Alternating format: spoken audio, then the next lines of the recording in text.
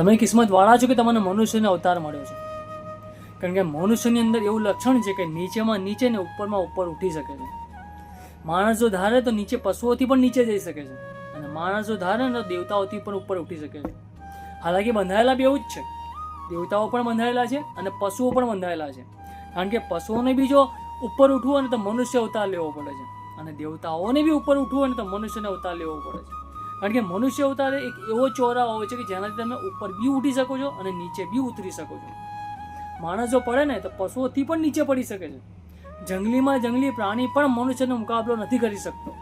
કારણ કે એક પ્રાણી પણ મનુષ્યને ત્યારે મારે છે કે જ્યારે એ ભૂખ્યો હોય છે.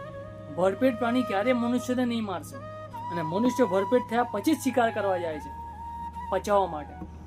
હવે નક્કી તમારે કરવું છે અહીંથી તમારે કઈ બાજુ જવું છે. મનુષ્ય અવતાર એક એવો ચોરાવો છે જેનાથી તમે ઉપર પણ ઉઠી શકો છો અને નીચે પણ ઉતરી શકો છો.